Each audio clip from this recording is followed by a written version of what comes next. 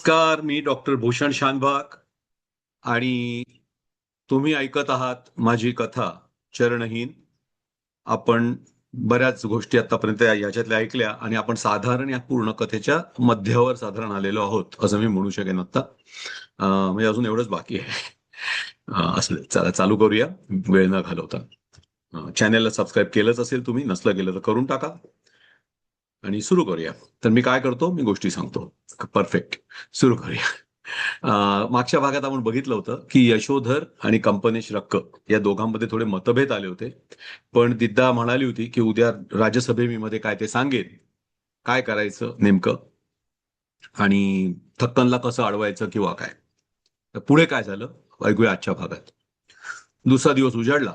दिद्दा राज्यसभेमध्ये जायला तयार झाली. इतक्यात अभिमन्यू तिच्या महालात आला. मातोश्री, एक विनंती करायची होती. काय विनंती बाळराजे? दिद्दा त्याच्या डोळ्यात बघत म्हणाली. अभिमन्यूचे डोळे खूप सुंदर होते, टपोरे काळेभोर.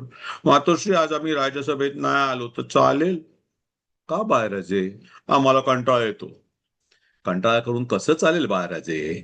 राज्य नीट चालवायचं तर राज्यसभेत यायलाच पाहिजे नाही का? का पण?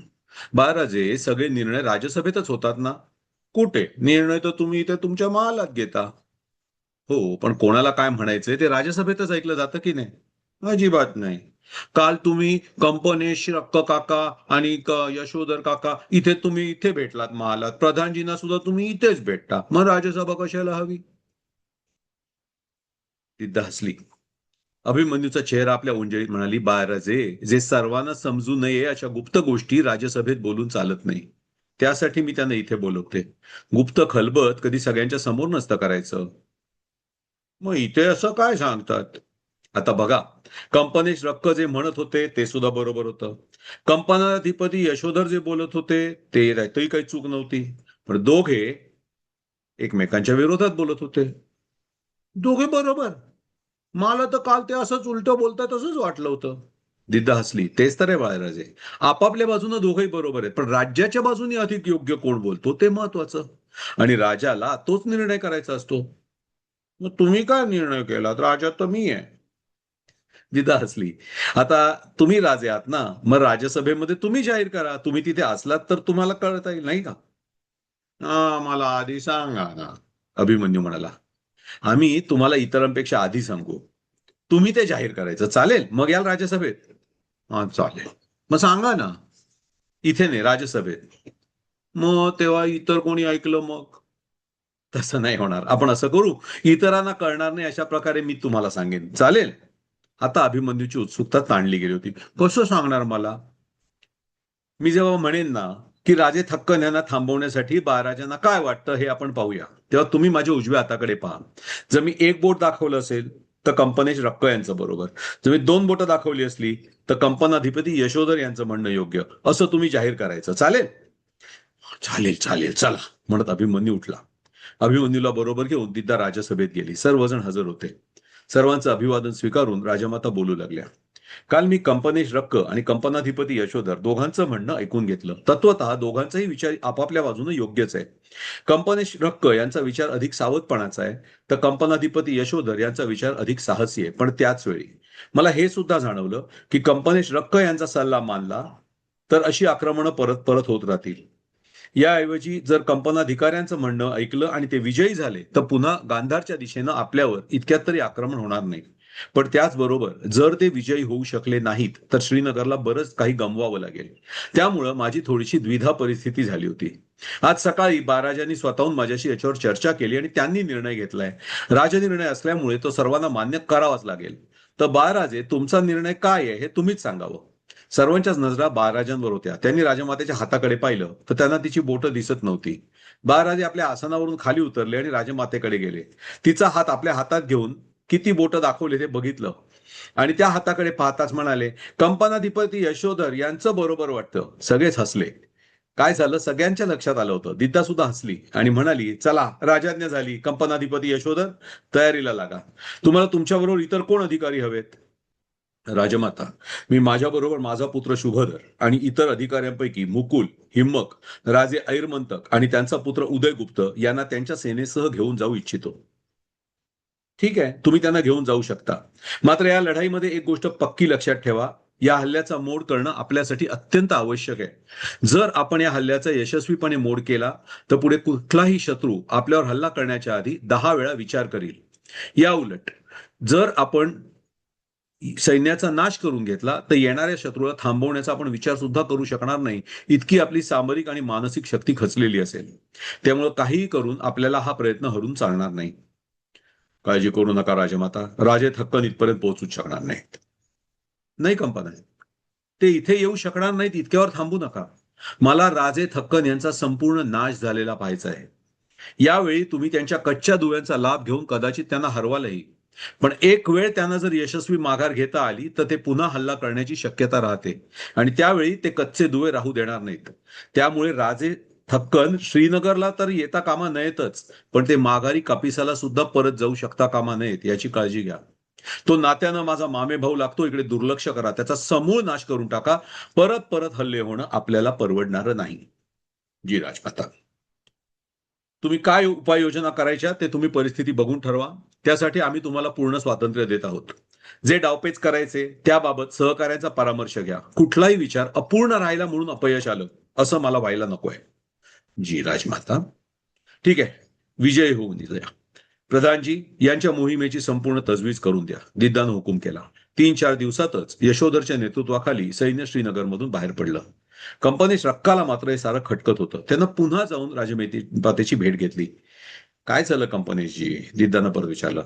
राजमाता, तुम्ही एक गोष्ट लक्षात घेतलीत का? कुठली कंपनीची?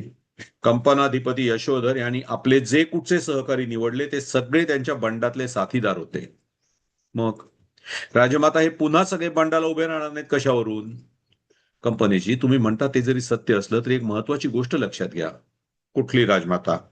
या सर्वांचा बंडावे समावेश होता हे खरं, पण बंडापूर्वी सुद्धा सगळे कायमच एकमेकांचे साथीदार राहिलेले आहेत. त्यांचा एकमेकांवर विश्वास आहे.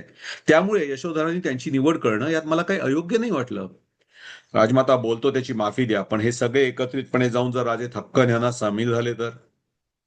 कंपनीची, त्यासाठी त्यांना मी नेमणूक करायची काय गरज होती? ते सरळ सरळ मला विरोध करू शकले असते. पण राजमाता, तुम्ही यांच्यावर विश्वास का ठेवताय हेच मला कळत नाहीये. कारण त्यांच्यावर अविश्वास दाखवावा यासाठी मला काही कारण दिसत नाहीये कंपनीची. या तुम्ही. कंपनाधिपती यशोधर योग्य मार्गच निवडतील याची मला खात्री आहे. तिला नमस्कार करून रक्क निघून गेला, पण दिद्दाच्या डोक्यात एक किडा मात्र वळवळत राहिला. जे रक्क म्हणतो त्यात काही तथ्य असलं तर? लोहारी ते श्रीनगर या रस्त्यात जर एक छोटासा दगड नसताना तर कदाचित दिद्दा आणि काश्मीर आणि कदाचित भारत या सर्वाचाच इतिहास वेगळा झाला असता. यशोधर वेगानं थक्कनला अटकाव करण्यासाठी जात होता तर त्याच वेळी राजा थक्कन श्रीनगरच्या रोखानं दौडत होता. अचानक थक्कनच्या रथाला जोडलेल्या एका घोड्याचा पाय एका दगडावरून घसरला आणि मुडपला. एरवी थक्कननं घोडा बदलून आपला वेग कायम ठेवला असता, पण तो घोडा होता समर, थक्कनचा आवडता घोडा. त्यामुळे आपल्या घोड्याला विश्रांती देण्यासाठी थक्कननं त्या दिवशीची दौड आवर्ती घेतली. समरची दुखापत तपासण्यासाठी अश्ववैद्य आले. त्यांची तपासणी होईपर्यंत थक्कन तिथंच थांबला होता. कितपत आहे समरची दुखापत? थक्कननं विचारलं. दुखापत फारशी गंभीर नाहीये, पाय लचकला इतकंच. मी लेप लावतो त्याच्यावर, परवापर्यंत नीट चालायला लागेल. 4-5 दिवस धावायला लागेल, पण मात्र आज आणि उद्या पायावर वजन येऊन नाही चालणार, अश्ववैद्य म्हणाले. समर हा नुसता थक्कनचा आवडता घोडा होता इतकंच नाही, तर समरनं अनेक वेळा इतर कुठल्याही घोड्याला जमणार नाही अशा वेगानं लांब लांबच्या मजला मारून थक्कनला संकटातून बाहेर काढलं होतं. समर हा त्याच्या उज्ज्वल नशिबाची खूण होता. त्याला मागं ठेवून थक्कन कधीच लढाईसाठी गेला नसता. ठीक आहे, नाहीतरी सेना सतत दौडत होती. 2-3 दिवस इथे विश्रांती घेऊन मग पुढे जाऊया असा थक्कननं विचार केला. तो जर न थांबता पुढे गेला असता तर त्यानं पुढली खिंड कदाचित ओलांडली असती आणि त्याच दिवशी तो पलीकडे पोचला असता. पण तो थांबल्यामुळं त्यानं खिंड ओलांडण्यापूर्वी यशोधर खिंडीत येऊन पोहोचला. समोरच्या दरीत थक्कनचा तळ पडलेला दिसत होता. यशोधरनं स्वारांना थांबण्याची आज्ञा दिली. त्यानं मुकुल आणि हिम्मकला बोलवलं. मुकुल, काय वाटतंय? मला वाटतं सैन्याचा तळ आहे, बहुधा थक्कननं मुक्काम टाकला असावा. मलाही तसंच वाटतं. इथं का थांबला माहित नाही, पण मुक्कामासाठी सर्वात चुकीची जागा आहे, हिम्मक म्हणाला. हो, आणि ही चूक त्याला भारी पडायला लावणं हे आपल्या हातात आहे, यशोधर म्हणाला. आपल्याला या ठिकाणी थक्कनला सहज अडवता येईल. या दरीत कुठं पाणी नाही. मागं किंवा पुढं जर या सेनेला मिळालं नाही तर तहानेनं ते व्याकुळ होणारे निश्चित. मुकुल म्हणाला. खरंय, राजा आयुर्मंतक म्हणाला. सर्वांना तो भाग चांगला परिचयाचा होता. मुकुल, हिमकजी, राजे आयुर्मंतक आणि युवराज उदयगुप्त, राजा ठक्कनची सेना खाली दरीत आहे. आपल्या नशिबानंच तो इथं थांबलाय. मी आणि शुभदर इथं थांबतो. आम्ही ही खिंड अडवतो. त्याला काहीही झालं तरी ही खिंड आम्ही पार करून देणार नाही. ही जबाबदारी आमची. तुम्ही चौघे आपापली सेना घेऊन डोंगराला वळसा घालून ठक्कनच्या पिछाडीवर जा. पलीकडली खिंड इथून 5-6 कोस अंतरावर आहे. तो येताना ती ओलांडून आलाय. ती खिंड रोखा. तिथं त्याची काही सेना असेल तरी तुमच्या चौघांच्या सेना मिळून तिचा सहज नाश करू शकतील. राजे आयुर्मंतक आणि युवराज उदयगुप्त, ही खिंड ताब्यात आली की तुम्ही ती मुकुल आणि हिम्मतच्या हातात द्यायची आणि तुम्ही दोघं खिंडीच्या आणखी पलीकडे जा. थक्कनला पिछाडीहून रसदेचा पुरवठा होत असणार तो बंद पाडा. या खिंडीत त्याला ना अन्न मिळेल ना पाणी मिळेल. तहान भुकेनं सेना व्याकुळ झाल्यावर मग आपण हल्ला चढवायचा आहे. तहानलेले भुकेनं व्याकुळ झालेले घोडे स्वारांना घेऊन वेगानं दौड करूच शकणार नाहीत. इथल्या लढाईसाठी वेग महत्वाचा आहे. त्यामुळे 4-5 दिवस तरी या सैन्याला याच खिंडीत अडकवून ठेवणं आवश्यक आहे.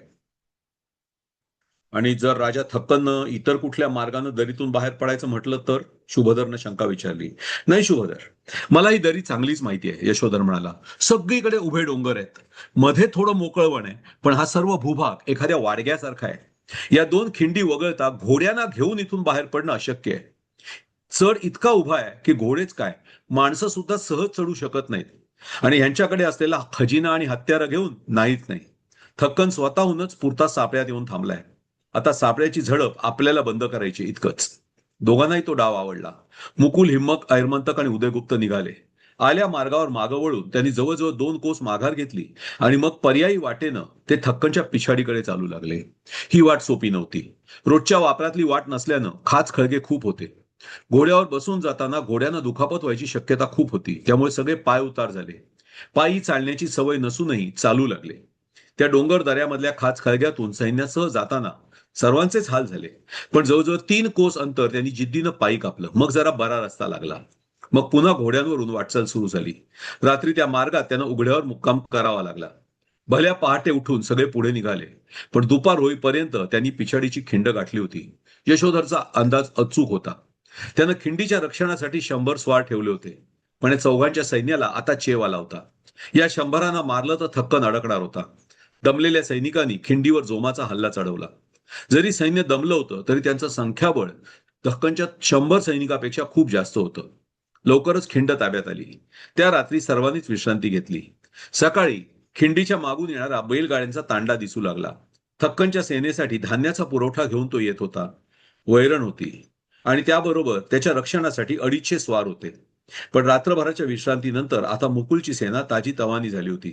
त्या 250 स्वारांवर जोराचा हल्ला चढवला गेला. सर्व तांडा ताब्यात घेतला गेला. इथं थक्कन येणाऱ्या रसदीची वाट पाहत होता. पुढे आलेल्या सैन्याबरोबर नेहमी 3 दिवस पुरेल इतकी दाणा वैरण असायची. पिण्यासाठी माणसांना आणि जनावरांना लागेल इतकं पाणी बरोबर नेणं शक्य नव्हतं. पण पाणी साधारणपणे कुठं मिळायचं. त्यामुळे आपल्याला पाणी मिळणार नाही याची त्याला कल्पनाच नव्हती. पण ते मिळालं नव्हतं. डोंगरातून वाहणारा एक अगदी छोटा ओहोळ होता, पण ते पाणी पुरेसं नव्हतं.